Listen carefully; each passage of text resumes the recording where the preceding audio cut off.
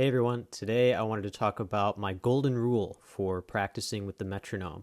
I'm going to tell it to you right now. My golden rule for practicing with the metronome is use it for everything that you do at least 50% of the time, okay? So if you're practicing a tune or a scale or a certain scale pattern or a difficult lick or anything like that, use the metronome half the time and play it without the metronome, but still with your best sense of personal time the other half of the time, okay?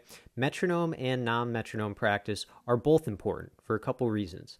The metronome obviously keeps us honest and keeps us developing a sense of metronomic time, but practicing without a metronome is important too, because then you're solidifying your own sense of time, and also in some of the music that you play sometimes you might have some flexibility with pushing and pulling on the tempo, but you still have to have good time even when you're playing out of time.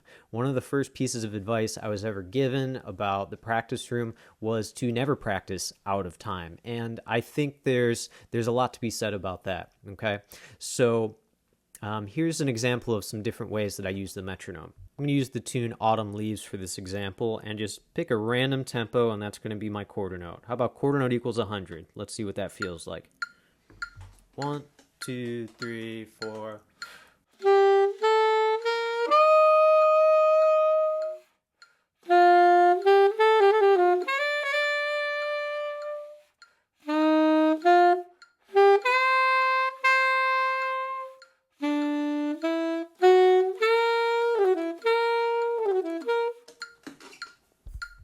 First 8 bars of Autumn Leaves, played with the metronome at quarter note equals 100.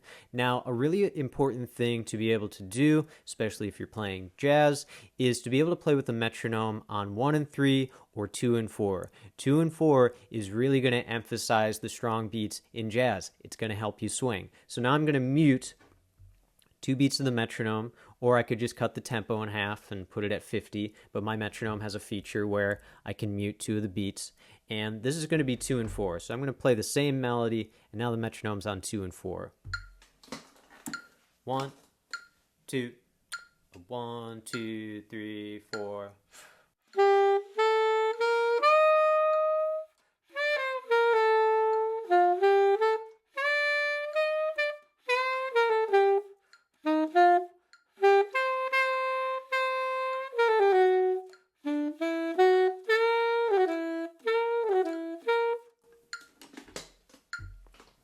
So I immediately want to swing harder when I have the metronome on 2 and 4.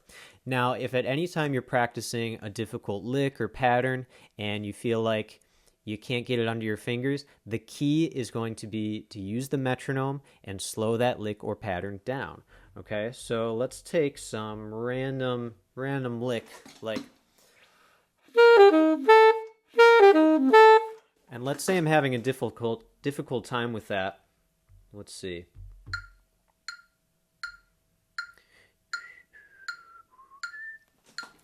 Ready, go.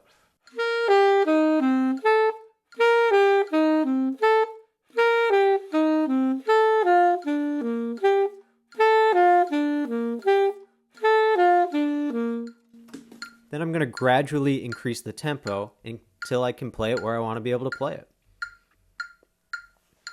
1, 2, 3.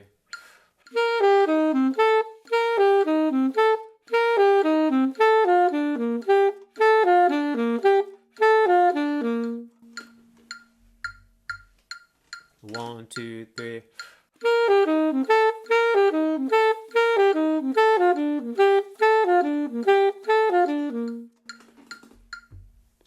Okay, so the metronome can be a very powerful learning tool. It can help accelerate the process. So if you're one of those practicers, and I feel like everybody goes through this stage, so don't worry about this.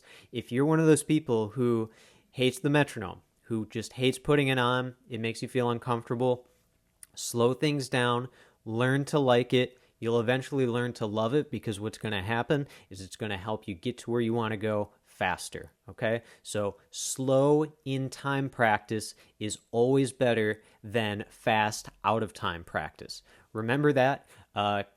Keep grinding away, and remember my golden rule for using the metronome. 50-50, everything you do. maybe with the exception of long tones, because long tones are a little bit more chill and meditative. But even if you use them for long tones, that's great too. Lots of whole notes. All right.